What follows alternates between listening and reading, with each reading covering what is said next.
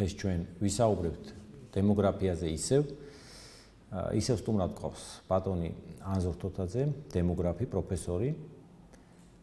უბრალოდ განსხვავება პირველ ნაწილისაგან იქნება ის, რომ ჩვენ ვისაუბრებთ იმ საკითხებზე, კერძოდ რეგიონებზე, მასმედიის და განათლების როლზე და ასევე არის გამოსავალი და აი ამით იქნება განსხვავებული წინა პირველი ნაწილისაგან.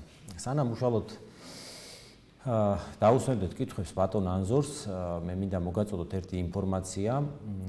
11 თებერვალს 11 საათზე თბილისში, საქართველოს პარლამენტის ადამიანის უფლებათა დაცვის კომიტეტში გაიმართება განხილვა კანონპროექტების პაკეტის 8 კანონის, რომლის ავტორი გახლავართ მე და პარლამენტში წარადგინა ბატონმა ემსარკვიციანმა. ეს არის ანტიდისკრიმინაციული კანონიდან და სხვა 7 კანონიდან, ანუ მთლიანად საქართველოს კანონმდებლობიდან ხდება ამ კანონპროექტის მიხედვით ტერმინების ამოღება, ეს არის ტერმინები სექსუალური ორიენტაცია და გენდერული იდენტობა.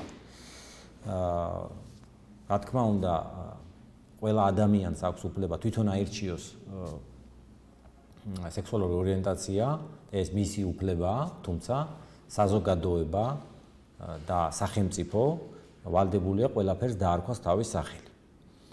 და პირადად მე ჩემი აზრია, რომ ეს გახლავთ ავადმყოფობა, ეკლესიური გაგებით კიდე ცალკე ცოდვა, ყველა რელიგია ასე აღიარებს და დეკლარირება, ანუ პრობლემა ხშირად ბევრი ადამიანი ვერ ხვდება ხოლმე, ანუ რა არის ამაში პრობლემა. რა თქმა უნდა, ამ კანონპროექტით არ ხდება ის, რომ დავუშვათ ვინმე უნდა დავსაჯოთ, ჩავქოლოთ ამის გამო, არა ბატონებო, უბრალოდ აქ საუბარია იმაზე, რომ ძველ დროშიც იყვნენ ასე ვთქვათ, ამ მიდრეკილებების ადამიანები, მაგრამ პრობლემა არის ამ კანონით შემდეგი, რომ მისი დეკლარირება არ უნდა ხდებოდეს და ის ადამიანი, რომელიც ამას ღიად დეკლარირებს, თურმე ამის აქვს უფლება მან დაიწყოს სამსახური ისეთ სფეროებში, როგორც არის დავუშვათ მასწავლებლად სკოლაში, პენიტენციარული დაწესებულება და ასე შემდეგ. ანუ მიგვაჩნია, რომ ეს ასე არ უნდა ხდებოდეს და ადამიანი, რომელიც ამის დეკლარირებას ახდენს, არის სხვადასხვა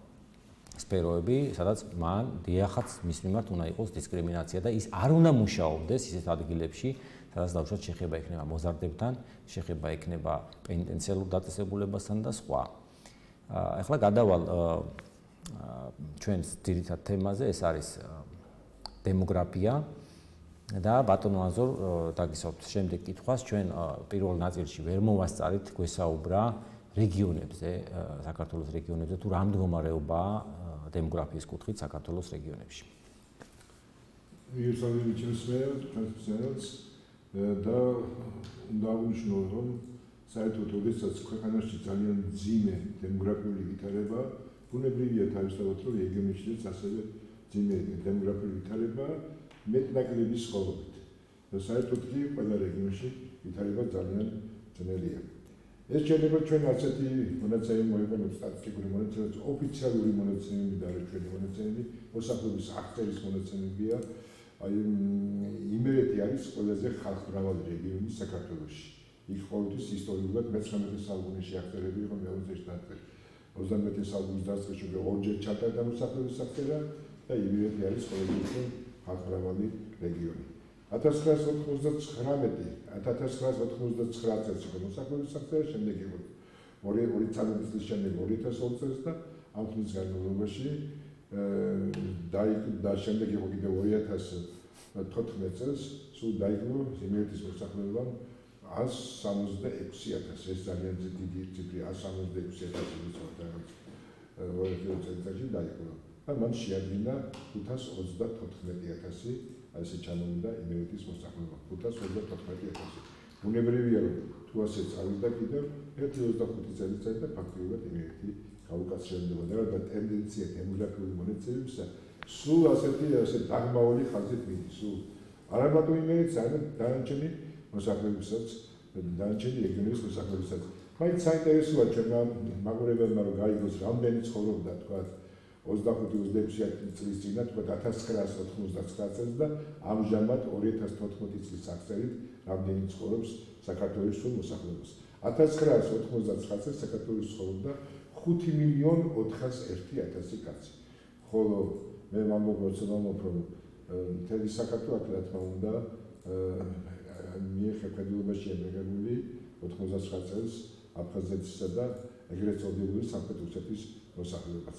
ამჟამად უკვე საქართველოში ცხოვრობს იქ სადაც მისი იურისდიქცია წერდება 3.713.000.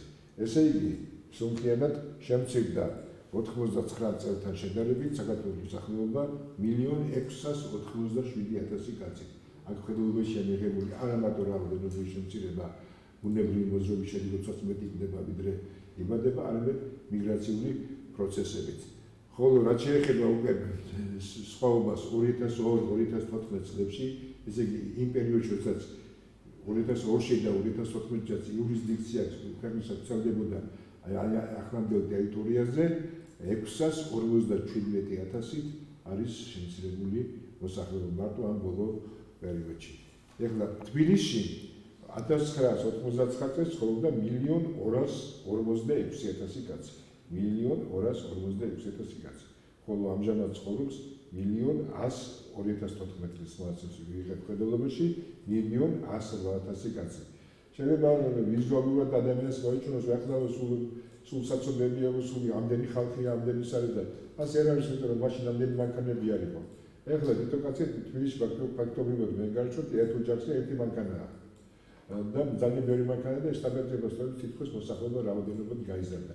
მაგრამ რაოდენობა იგი არ გაზრდა და უფრო ნაკლებიც არის თქვა 1.246.000 და 1.100.000 ამჟამად.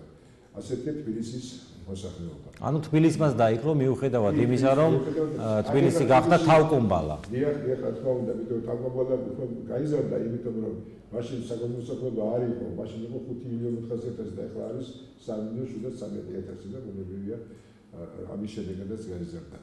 ეხლა რაც შეეხება დანარჩენს, როგორც მეკითხარით თქვენ, ასეთი არის. საინტერესოა საერთოდ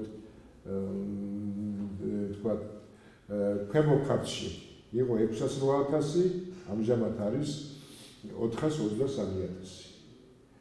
კახეთში 441.000, ამჟამად არის 318.000. საინახედებოდ დაიყო კახეთმა 441.000, 318.000.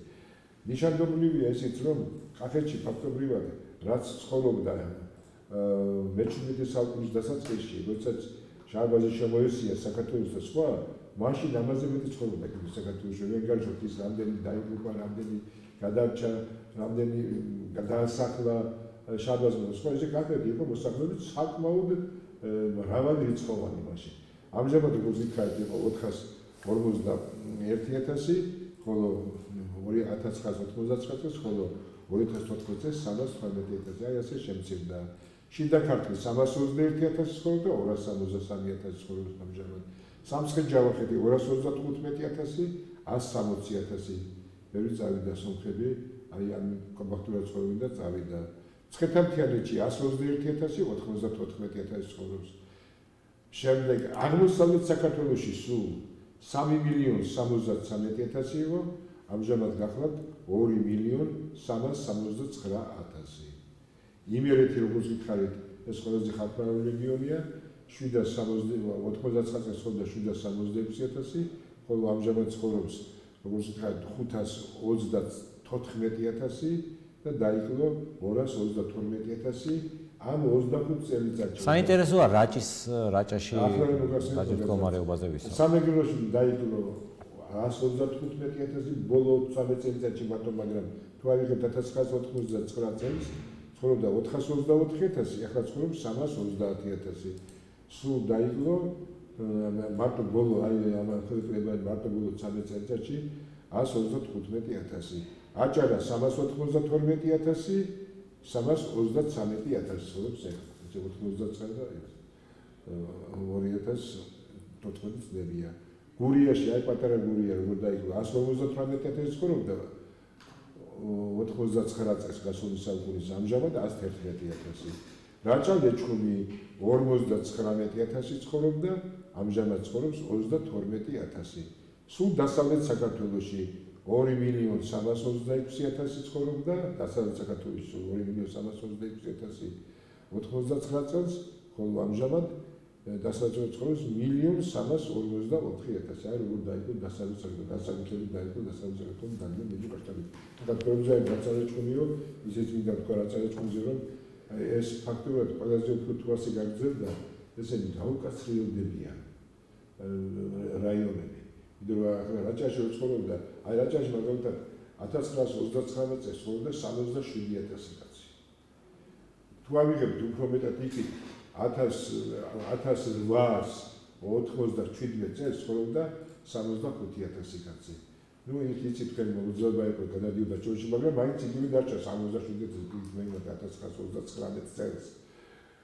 მაშინ დაიბადა 1894-1899 წლებში 5 წელიწადში რაჭაში 12,020 კაცი. ერთი საუკუნის შემდეგ ზუსტად 1894-1998 წლებში დაიბადა 1030 კაცი. 12,000 და 1000 და ბოლო წლებში, ბოლო 5 წელიწადში, 5 წელი ინტერვალები, ბოლო 5 წელიწადში რაჭაში დაიბადა სულ 691 კაცი. აი ასე შემცირდა აჩემსახლებოდა და ეს იმას ნიშნავს, რომ ბოლო 50 წელიწადია სულოვითის მოსახლეობის ბუნებრივი მატების უარყოფითი მაჩვენებელია, რაც ნიშნავს უფრო მეტი გარდაიცვლება, ვიდრე იბადება. მიგრაციული პროცესებია რაჭაში. ის განმავლობაში ბოლო ადრე ვეღარ მივაგენია, მაგრამ 50 წელი ოფიციალური წელია, სულოვითის 300-400-500 კაცის იყო, მოცივად იგებს მარტო ამ მაჩვენებლით, ესე იგი მეტი ხდება, ვიდრე იბადება. და თუ დავუმატებთ იმასაც, რომ როგორი არის მიგრაციული პროცესები, საშინელება მიგრაციული პროცესები, ძალიან უფრო ასე ორი იქნება, ერთი მიგრაციული პროცესი ძალიან ინტენსიური და მეორე მოსახლეობის ბუნებრივი კრება. ასეთია, რადგანაც ჩვენ ამას შევეხეთ, საინტერესოა სვანეთის ის როგორ არის. სვანეთიც ასეთივე ძალიან ცუდ მდგომარეობაშია. სვანეთით მიახლა ამ შემთხვევაში მაქვს სვანეთი, ორივე სვანეთია, ზემო და ქვემო სვანეთი. ეხლა იცით თქვენ ზემო სვანეთის სამეგრელოშია, ქვემო სვანეთი რაჭა-ეჭქუმი, ქვემო სვანეთი და განახლა სვანეთი ავიღოთ ისტორიული კუთხე. აი სვანეთში 1999 წელს ცხოვრობდა 26,000 კაცი. ეხლა კლიანად ხო მთელ სვანეთში? მთელ სვანეთში. ეხლა ეხლა ცხოვრობს 13,000 კაცი. მას შორის ძალიან განსაკუთრებით ლენტეხია გამოყოფილი. ლენტეხში ცხოვრობდა 11,000 კაცი 99 წელს. 2002 წელს ცხოვრობდა 9,000 კაცი.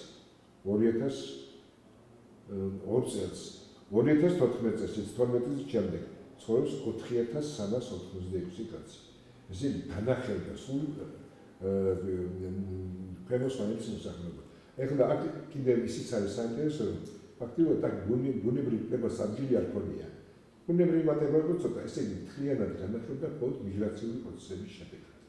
აი განახელდა ეს და თუ ასე გავიდა, ასევე ძალიან ისე სვანეთი შეიძლება გაცარიელდეს. შეიძლება კი გაცარიელდეს. რადგანაც ჩვენ ასე ვთქვათ ეს დავასახელდა თქვა საინტერესოა რამდენ წლებში დაცარიელდება. ესეც გამოანგარიშებულია, ესეც ამის გამოანგარიშებას დიდი აფერი არ უნდა, იმიტომ რომ თუ თქვათ რაღაც X წელიწადში თუ 13 წელიწადში თქვათ იგივე 18,000 ჩემში და რაჭა-ეჭქუმი და სადიშემ 18,000. რამდენი რაც დარჩენილია, ის თქვათ დარჩენილი არის სულ 30,000. X-ი რამდენ წელიწადში აღარ იქნება სულ. ეს არის ძალიან მარტივი ფორმულა, სკოლაში ისწავლება თქვათ უცნობი შუა წერილის კიდევ წერითა გამოს გაყოფის ცნობილი შუა წერიზე. აი ასეთი მარტივი განგარიშვის შედეგად რაც იძლევა სიზუსტეს, ზუსტად იმას და შეიძლება ვთქვათ, რომ აი ასეთია. ბატონო, ძალიან საინტერესო იყო. ახლა მოდით გადავიდეთ შემდეგ საკითხზე. შემდეგი საკითხი არის ძალიან მნიშვნელოვანი. როგორ თქვენ, როგორც დემოგრაფი, როგორ ფიქრობთ, რა კავშირია, არის თუ არა კავშირში განათლება და მასმედია? ანუ რა როლი აქვს მას დემოგრაფიაში, განათლებას და მასმედიას? იგივე სკოლას, უნივერსიტეტს, ჩვენს ტელევიზიას რა როლი აკისრია აი ამ საქმეში? კი ბატონო, ეს ძალიან კარგი შეკითხვა არის, მაგრამ თუნებას მომცემ მე ვარ შემეშოვის ამიტომ წამიკითხავ, რამდენ ესე იგი ქალაქების თბილისის, ქუთაისის, ბათუმის, რუსთავის და ფოთის გარდა. აი მუნიციპალიტეტი რომ ეს რამდენ წელიწადში გაუკაცრიელდება, აღარ იქნება ადამიანი. ანუ პირველ ჯერ სანამ ამ კითხავს პირველი საკითხს ვსაუბრობთ ის. კი ბატონო, კი ბატონო. კი ბატონო. ესე იგი, დემოგრაფიული მონაცემების არსებული ტენდენციების შენარჩუნების პირობებში რეგიონების გაუკაცრიელებისათვის საჭირო წლები. ესე იგი, აჭარა 32 წელიწადში, გურია 59 წელიწადში, აჭარა ძირითადად არის მიგრაციული ცვლილებები ძალიან ინტენსიური. იმერეთი 39 წელი, კახეთი 47 წელი, ცხეთანთიანეთი 40 წელი, ესე ამ წლებში გაუკაცრიელდება.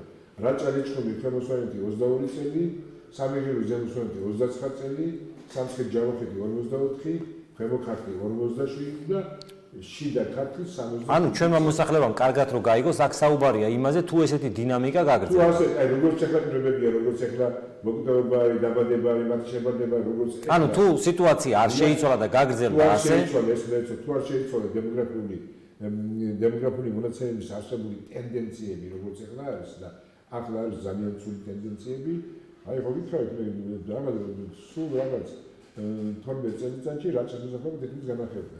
და თუ ასე იმერეთის მოსახლეობა 25 წელიწადში 166,000 ჩემცირდა. და მეორე კიდევ უფრო შემცირდება 170 არის ეგრე 12 წელიწადში. მერე ცოტა იქნება კიდევ უფრო შემცირდება სულ რაღაც 20 წელიწადში. და საჭირო მდგომარეობა. ეხლა რაც შეეხება მრავალი ფაქტორი ახდენს გავლენას. ეს ფაქტორთა მრავალი წება მე თუ არ ვცდები წინა გადაცემის პერიოდში აღნიშნე, რომ შობადობაზე გავლენას ახდენს ეკონომიკური რა თქმა უნდა მთავარი არის განათლების დონე, თავისუფალი დრო, რამდენად არ შეიძლება სამ ბავშვს მეტი თავისუფალი დრო ქონდეს ქალს, ვიდრე ერთ ბავშვს, იმიტომ რომ ერთ ბავშვს შეიძლება დაფარი არ ამყავს და სამი ბავშვი რო ყავს. ჩავარდილი მშობელი ყავდეს იმას უნდა მომვაროს, საქსარი არ აქვს დაიჭიროს ძიძა.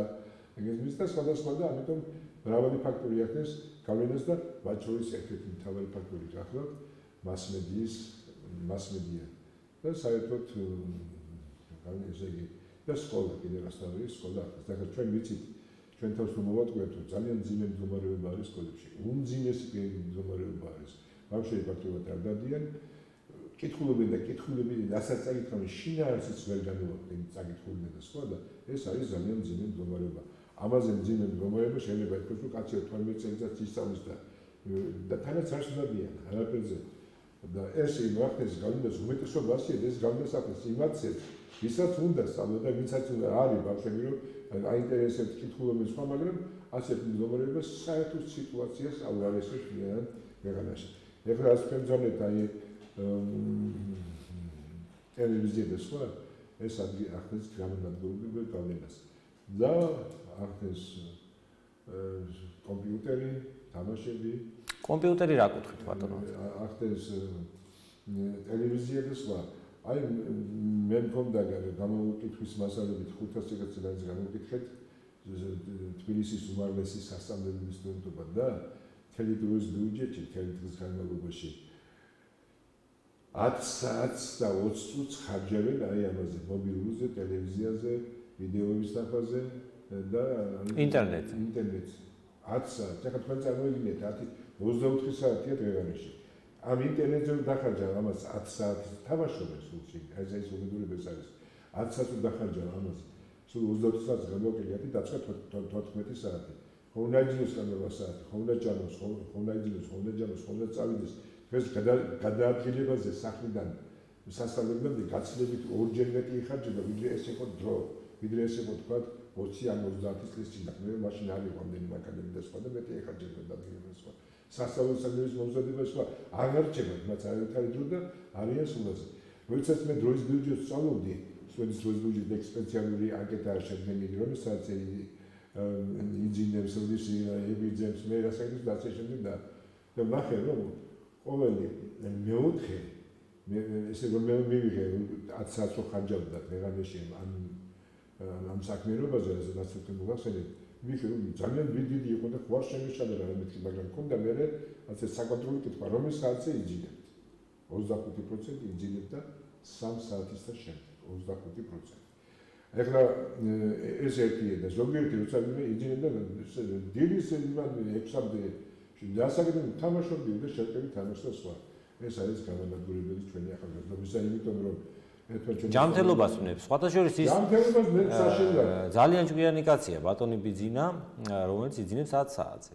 ეხლა გეტყვით, ანუ მეცნიერულად დამტკიცებულია, რომ ადამიანის ორგანიზმი მობნელდება თუ არა და დაუშვათ ის დადგება ის დრო, ყველაზე კარგი დრო არის მისთვის, რომ დაიძინოს დაუშვათ სადღაც მაგ პერიოდში 10-დან 11-ის ნახევრამდე მეცნიერულად დამტკიცებული ეს წამიკითხავს და ყველაზე კარგი არის დილით ადრე ადგომა, როდესაც დილის 6 საათზე, როდესაც გათენდება. ანუ ორგანიზმის სრულყოფილად ანუ ის ძილი დაუშვათ სიტყვაზე 11-დან 6 საათამდე, ის 7 საათი არის ყველაზე კარგი დრო და შეიძლება დაუშვათ 10 საათი დაიძინო, მაგრამ დაუშვათ ღამის პირველიდან დაუშვათ პირველამდე, ან 12 საათი, მაგრამ ეს არ გეყოს. ანუ ყველაზე კარგად აღდგენა ორგანიზმის ხდება აი ამ პერიოდში. და ფოტოთოლიზანდებით და ის ვისაც არ ძინავს კარგად, არა მარტო საგნებზე გარანტია უზადის სწავლაზე, საერთოდ ჯანმრთელობა ინახება მის და არის ულმოდუნებული და სხვა. ეხლა მე ისიც მინდა თქვა, რომ ჩემი ცნობილი მწერალი პარმე გოთუა, მას აქვს ძალიან კარგი ესეთი ფრაზა. ახალგაზრდობა ბოლოს და ბოლოს დროებითი უპირატესობა და მისი არმად გაშვება ეროვნული ენერგიის საძაგრად გაფორმებას უდრის. ამას უკეთესად ვერ ეთქვის კაცი. თუ ჩვენ ახალგაზრდობამ ეს ვერ მოიხმარა ეს დრო, ახალგაზრდების ეროვნული საქმისათვის სწავლისათვის და ამ შემდეგ ის გაფორმებული ეროვნული გაიფრანგეს. სულ ასე იფრანგე მოგვეცლებია და კიდევ ერთი ვახუშტი ბატონიშვილის აღწერა საერთო საქართველოსა უზარმაზარი 1000 გვერდიანი წიგნები 4 ტომი გამოსულა სხვა იცი ვით იწყება ვახუშტი ვით იწყებს ვახუშტი ბატონიშვილის ამხელა თავის ნაშრომს 1000 გვერდიანი ნაშრომს იწყებს ყოველი ჟამი იგი წარწმდეს რომელსაც სწავლასაც ზედა არა სახმარყოთ ყოველი ჟამი ასე ზუმნავდნენ ჩვენი ისინი და ჩვენ დღეს კიდევ ვერაფრით ვერ მოვაშორეთ ასე ვთქვათ არა მარტო ხელმისაწვდომი გერა მოსახლეობაც საშუალო საკითხი საშუალო განცხადებაში ვერ მოვაშორეთ ამ ინტერნეტს და სხვადასხვა. ბატონო ანზორ, მე მინდა ერთი რამ მინდა თუ შეიძლება, მაგრამ ამას ვიტყვი რომ ჩვენი ტელევიზია ვიცოდავენ. ეხლა მე აღარ დავიწყებ, აი ტელევიზიაზეც მქონდა, გამოკვლევა მქონდა ტელევიზიაზე, ასე გამოვიკითხე მათი აზრი. შეაფასეს მთელი სტუდენტებმა, რამდენიმე უმაღლესი სასწავლებლის სტუდენტებმა შეაფასეს ტელევიზიურმა და საოცარი ის მიიღეთ, რომ განსაკუთრებით რუსთავი ორის მიმართ. საოცარად ამის ნახვა არ შეიძლება, რუსთავი ორი არის ასე, რუსთავი იტყუება და ეს რუსთავი მოქმედებს ჩვენი ეროვნული ცნობიერების წინააღმდეგ. ეხლა ეს მე რაც ვთქვი აქ და სხვადასხვა ამას დავუმატებ იმასაც, რომ ჩვენ უკვე აღარც უყურებთ რუსთავს და საერთოდ ქართულ ტელევიზიაზე აღარ ჩავთხოვდეს და გადავიდნენ სულ აი ამ იმაზე როგორც ითხარი ინტერნეტზე და იმაზე და ან რაც მეტად სამწუხაროა რომ უყურებს სხვა ქვეყნების ტელევიზიას და რუსულ ტელევიზიას ჩართული და სხვა. აი და ეხლა თუ გულახდილები ვიქნებით ის პროგრამები რომელიც ჯერ ერთი არ შეიძლება ყოველი დღე დაიწყოს რომ ამან ისმოკლა იმას ეცმოკლა. სულ საქართველოში თქვა დაუშვათ ყოველგვარი მეტი არ არის 250 კაცი ყავდეს კაცს ასეთ უშუალოდ მოკლას წელიწადში და ყოველი ყოლა უბრალოდ ვიცი რომ დაიწყებს რუსთავი მე ავლებებს სხვა ტელევიზიები მხარს არის აი ეს მოკლეს ასე დაჭერეს ვიდიან ჟურნალისტები საშინელება რომ გაიკიდებიან და ვითარ რომ უნდათ რომ წაიღონ მასალა პირველებმა და თუ ეხლა თუ კაცი მოკლეს თუ შენ რუსთავი გამოაცხადა 15 წუთის წინ ადრე ვიდრე თქვა იმედმა თქვა ეს თვითონ რაღაცას ნიშნავს და არის ამით გადარჩენა ქვეყანა და არის ასე რომ ასე მოკლეს ასე და აი ასე ამით იწყება და ამით თავდება ტელევიზიის გადაცემები. თუ ასე რომ მივუძღოთ ჩვენ რუსეთში 10,000-ზე გაცილებით მეტი კაცი კაც კლასს და ასე რომ რუსეთის ტელევიზიაში რუსეთის ყველა ტელევიზია 24 საათის განმავლობაში ყველგან უნდა მუშაობდეს. არ შეიძლება ასე. შემდეგ ის გადაცემები მე ახლა ამისთვის დრო არ არის ის გადაცემები რომელიც აქვს რუსთავის პერიოდში და ასევე აქვს იმეცად და სხვა ზოგიერთი გადაცემა, რა თქმა უნდა, ის არაფერს მათ არაფერი არ მოაქვს ახალგაზრდობისათვის საჭირო. ეხლა იმასაც დავუმატებ, რომ დღეს ყველაზე დიდი ეროვნული საკითხი გახლავთ დემოგრაფიული პრობლემა. ყველაზე დიდია. იმიტომ რომ შეიძლება საკუთარ დაიბრუნო ტერიტორიები თუ კიდე დარუბანდამდე, ხო? როგორც არის ემაში და ყველაფერი ის რაც აკნული იყო თქვა თურქეთს და სხვა თუ ხალხი არ იქნება მაშინ რა თქმა უნდა. არც ერთი გადაცემა არც ერთი გადაცემა რუსთაველს არ გაუკეთებია. ბატონო ანზორ, მარტო რუსთავიორის მიმართ ეგ სასაყვედროდ არ ითქმის, იმიტომ რომ სხვა ტელევიზიები არ იკლავენ თავს. მოდი ესე ვთქვა. არ იკლავენ, ბუნებრივია. მაგრამ სადღაც თითო რონა მაინც გააკეთეს. აი თითო რონა. ამას არ გაუკეთებია არც ერთი გადაცემა და იცი და ხან მოგამაგზავნებია რა გადაცემა არის, რა ჟურნალისტები არის და როგორ მიდის ყველაფერი ეს საქმე. მოდით სოფლის მოსახლეობაზე ვისაუბროთ. ძალიან საინტერესოა სოფლის მოსახლეობისთან დაკავშირებით დემოგრაფიული საკითხები და ასევე ქალაქთან დაკავშირებით. შეფარდება ვიცით ჩვენ რომ სასურველი არ არის. სოფელი ქალაქი მთელი მოსახლეობის ძალიან დიდი ნაწილი თავმოყრილია ქალაქებში. და აი ამაზე ვისაუბროთ ჩვენს მაყურებელს. კი ბატონო, მე ერთი რამ უნდა ვთქვა რომ სოფლის მოსახლეობა ძალიან შემცირდა. შემცირდა ისე რომ ასე ვთქვა თუ ასე გაგრძელდა მოდი ჯერ 2014 წლის მონაცემი უთხრათ რამდენია ქალაქში და რამდენი სოფელში. 2002 წელს საქართველოს სოფელში ცხოვრობდა 2 მილიონი კაცი. აი ამ 2002-დან 2014 წლამდე შემცირდა 9 მილიონი. 495,000 და ამჟამად სოფელში ცხოვრობს სულ 1,900,000 კაცი საქართველოს სოფელში. ეხლა რა არის? ნუ ქალაქის მოსახლეობა გაიზარდა შესაბამისად. შესაბამისად, მაგრამ მაინც გაიზარდა. ეხლა როდესაც სოფელი თუ და ამ სოფელში ვინ ცხოვრობს? ამ სოფელში ცხოვრობს ძირითადად სრულიად თითქმის სრულიად ცხოვრობს უკვე მოხუცებული ადამიანები, ხანდაზმული ადამიანები, საშუალო ასაკს გადაცილებული ადამიანები ცხოვრობენ. აი მე ეხლა ჩავატარე გამოკვლევა, სოციალურ გამოკვლევას არ ვიტყვი და სხვა, აი მაგალითად კახეთში ვიყავ ნუკრიაში. სოფელი ნუკრიანი, ასე ვიყავ დასავლეთ საქართველოს საქართველოს ვარ და სხვა სოფელთან მიდიხარგზავდი, იქ ჯავები და სხვა. აი ნუკრიაში მაგალითად ცხოვრობენ როგორც 60-70 წლის ადამიანები. ნუ 60 წელი მოხუც უძახია ადამიანები და როცა მივედი შვილებიო, ან საწოლგარეთ ხართ, ან თბილისში არიან წასულები. თითქმის ვეღარ მუშაობს, აღარ შეუძლია ახლა მოხუცებულ გასამდენი მუშაობა. აი ამ უბანშიო 16 ბინა იყო და კიდევ შემახედა. ეხლა 8 ბინა დაკეტილია. ან სადღაც გაიგე, ან სადღაც აღარ არსებობს. მეორე უბანი იყო ამავე სოფელში ნუკრიანში და იქაც ასე ვიქნებოდა ზუსტად 16-დან შემახედეს რომ 16 ბინა იყო ცხოვრება დუღდა და გადმოდუღდა ახალგაზრდების სხვადასხვა. ეხლა 8-ში ვართ მოხუცები ცხოვრობენ და დაანჩენა უკვე აღარ არის დაკეტილი და ასე შემდეგ. ასევე იყო დასავლეთ საქართველოში გზაზე ვიყავი სოფლებში ჩავედი, წიქარაშვილები გახდნენ, რომ მივედი ძალიან კარგი ხალხი, შესანიშნავი ადგილება, რომ დინარეს ჩამოდის და უთხარი რომ მოსახლეობის შეიკრიბეთ მეტი მოხუცები ერთად გავამეკითხა და მე ვიდრე ადამიანხარჯა. სულ რა იყო 60-70-80 წლამდე მოხუცი. წლის მონახეს 1-26 წლის ახალგაზრდა ქალბატონი. და როცა უთხარი ამას რომ თქვენ მეტი ახლა რასაპირებთ და მეც უნდა წავიდე ვისთან უნდა ვიყო. ჩემი ემილი არიან ესენი მოხუცები, მაგრამ ამათთან ხარ შეიძლება სულ მარტო ურთიერთობა თუ ჩემი ტოლიც არ ნახევ. ასე ძალიან ძიმე მდგომარეობა არის. მე რომ ეხლა აღნიშნე რაჭის შესახებ. რაჭაში ხო ჯერ ისედაც ძალიან ძიმე მდგომარეობა და მოსახლეობა სულ უითხარით და მარტო რაჭაში ახლა ცხოვრობს 16,600 კაცი. ხოლმე რაჭაში. ასეთი ძიმე მდგომარეობა დაიწყება მდგომარეობა არის რომ 36% არის დაბერებული მოსახლეობა. ესე გადაცილებული 60-26% ეს ძალიან დიდია. საერთოდ წინა გადაცემაში ამოჩა, როცა 7%-ია 60-ის გადაცილება, ეს არის ახალგაზრდა მოსახლეობა. მაგრამ ამის მერე რომ მიდიხართ, ამ დროიდან 18% ეს არის დაბერებული მოსახლეობა, ეგ 36%-ია, ორჯერ გადაბერებული ასე გადაბერებული. და საქართველოშიც გადაბერებულია საერთოდ მოსახლეობა. აი ესე ძალიან ძიმე მდგომარეობა არის. მე მაინც მიმაჩნია რომ ჩვენ უნდა ტელევიზიამ გარდაქმნას, ახალგაზრდას უნდა მოუწოდოს იყოს მოუწოდოს ოჯახის შექმნისაკენ, ოჯახის კრიზისი დამძლიოთ. უნდა მოუწოდოს რომ ოჯახში უნდა იყოს 3 ბავშვი, ეს მაგალითად ჩვენი ნორმა, მაგრამ უნდა მოუწოდოს ის რომ ძალით რაღაც არამედ უნდა ავუხსნათ ჩვენ და უნდა უთხრათ.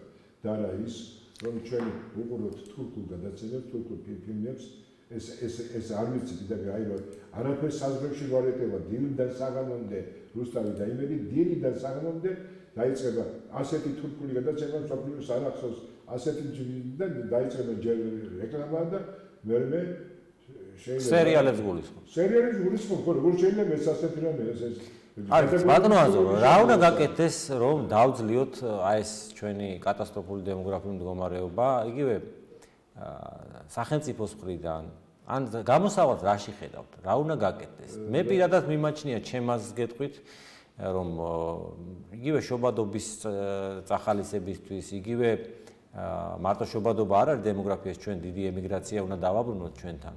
და აი ამისთვის ჩემი აზრით ყველაზე მთავარი იქნება, რომ ადგილობრივი წარმოება უნდა ამუშავდეს ჩვენ ქვეყანაში, სამწუხაროდ დღეს არ აწყობს გარკვეულ ძალებს, რომ საქართველოს იყოს წარმოებელი ქვეყანა, ჩვენ უნდა ვიყოთ მომსახურე ერი, იგივე სინგაპურიზაცია ეს სააკაშვილის მიერ გაჟღერებული, როგორც ჩანს, ეს არ ყოფილა სააკაშვილის იდეა, არამედ რახან ეს კურსი ეხლაც გრძელდება, სრული უფლება მაქვს ვიფიქრო, რომ მაშინაც და ეხლაც ეს იდეა ეკუთვნოდა სხვას, ვინც დღეს მართავს ჩვენ ქვეყანას, იმ პიროვნებას და იმ ადამიანს, ან იმ ჯგუფს, ასე ვთქვათ, და მე ესე მიმაჩნია, რომ ეს არის ყველაზე მთავარი პრობლემა, რადგან ქვეყანა როდესაც არ არის წარმოებელი, მის ქვეყნის მოსახლეობა, ადგილობრივი მოსახლეობა, იმიტომაც არის, რომ გაქცევაზე უჭირავს თვალი და ძალიან დიდი ემიგრაციულ პროცესებს ჰქონდა ადგილი ბოლო წლებში ჩვენ ქვეყანაში. აქედან გამომდინარე, თუ ქვეყანა იქნება, ასე ვთქვათ, ჯერ დავისყოთ იქიდან, რომ ადგილობრივი კვების პროდუქტებით იქნება დაკმაყოფილებული, ანუ სასწავლო ეკონომიკურ უსაფრთხოებას გულისხმობ და იგივე შვეიცარიის ელჩმა გითხრა, რომ თქვენი ბუნებრივი პირობების ქვეყანა და თქვენი კლიმატური პირობების ქვეყანა, როდესაც 80% შემოაქვს სასწავლო პროდუქტების საზოგადოებიდან, ეს არანორმალურიაო.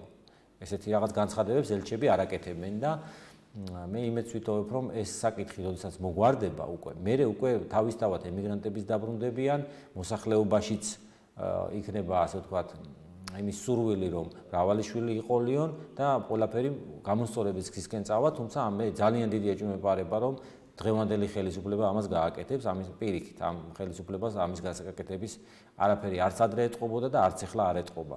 ამიტომ იმედს ვიტოვებ, რომ ქვეყანას ეღირსება ისეთი ხელისუფლება, რომელიც აი ამ საკითხს მიხედავს და დაძრავს. და აი თქვენი აზრი მაინტერესებს აი ამასთან დაკავშირებით. მე უპირველეს ყოვლისა ის მინდა ვთქვა, ამინდა აღვნიშნო, რომ ეკონომიკა არის საფუძველი, ყველაფრის საფუძველი და მათ შორის დემოგრაფიული მოვლენების და პროცესების. რომ ჩვენ დემოგრაფიული ვითარება გამოვასწოროთ, რა თქმა უნდა, ეს არის პირველი ყოვლისა ეკონომიკა. მაგრამ თქვენ უკვე ბრძანეთ და მე აღარ გამიმორებ ხოლმე, რომ საშინელი მდგომარეობა არავინ არის უნდაოს ეკონომიკის განვითარებისათვის. 2000 ოფიციალურ იმას გეუბნებით ციფრებს და იმას გამოცემული სტატისტიკური კრებულები. 2003-2007 წლებში განახელდა, თითქმის განახელდა ხორბლის წარმოება, მინდის და ყველაფერი სასოფლო-სამეურნეო პროდუქციების წარმოება კი არა, ჯერ ერთი ფართობი განახელდა და მე წარმოებას განახელდა სულ 3-4 წელიწადში. 2003 ოფიციალურ მონაცემს 2000 უარყოფი სალდო გვაქვს 6 მილიარდი. უარყოფითი სალდო ექსპორტ-იმპორტ შორის გვაქვს 6 მილიარდი. ეს ჩვენი ქვეყნის პირობებში არის კატასტროფა. ეს ფული იქით მიდის. ჩვენაფერი 3 მილიარდი არის იმპორტი, რაც ჩვენი გამო ექსპორტი არის სულ არის ესე 9 მილიარდი. ექსპორტი და სულ არის უარყოფითი სალდო, როგორც თქვენ 6 მილიარდი. ეს არის საშინელი. სხვათა შორის მდგომარეობა კიდევ უფრო რთულად არის, იმიტომ რომ რეექსპორტის წილი შედის იმაში. ანუ აზერბაიჯანში წასული მანქანები. მე გეტყვით ასეთ რომ შეიძლება ჩვენ საქართველოს ბადრიჯანი. ჩამოვიდეთ ახლა ხალხი, სტაფილო და ყველაფერი შემოვიტანო. სხვათა შორის ამას წინათ ბატონო ანზორ მე გავხდით ყარფურში. ჩემს სახლთან ახლოს არის და გადავიღე და დავდე ვიდეო 105,000 ნახვა ქონდა გუშინ, როდესაც ვნახე, ესე იგი რას ჩვენ ჩამოთვალეთ ეს პროდუქტები. ყველა პროდუქტი იყო შემოტანილი და ყველას ეწერა, ძირითადად თურქეთი იყო, თუმცა სხვა ქვეყნებიც იყვნენ კიდე, სომხეთი იყო, სტაფილო სომხეთიდან იყო. სომხეთი და თურქეთი. კი, ანუ ეს არის სრული კატასტროფა.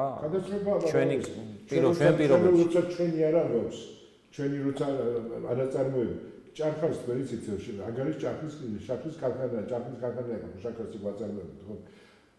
იმ პერიოდში როცა შაქრის ჭარხალი მოდიოდა, ერთი რამდენიმე კილომეტრიანი რიგები იყო, რომ ჩაეგარებინა. ჭარხალი ვერ უნდა ვაწარმოოთ ჩვენ, სტაფილო ვერ უნდა ვაწარმოოთ, კარტოფილი ვერ უნდა ვაწარმოოთ. როცა ჩვენ გავქონდა, იცით თქვენ, საადრევი კარტოფილი გახონდა მოსკოვში და მიდიოდა და სხვა სულგებს ხონდა ესა. ყურძენი, ჩვენ ხო ვიცით რომ ყურძენი კი შემოვა ეს საჭმელი ყურძენი უძახი. კი, სომხეთიდან შემოვა. კი, ესა. ჩვენ წელს არის ცოტა კაი მდგომარეობა შეიძლება თორემ წინასწრებში სულ ცხანი, ვაში, კომში, სულ კომში ახლა შემოვა და სხვა. რა არის, რა დაგვემართა? ჩაი. რაღაც ვაწარმოებთ, აბა რა ეს შეიძლება, მაგრამ აქ დაინტერესებული არის სხვადასხვა აზერბაიჯანს ჩაი მიქონდა ჩვენგან. და ეხლა აზერბაიჯანს თავის ჩაი აქვს, აზერჩაი მაგალითად.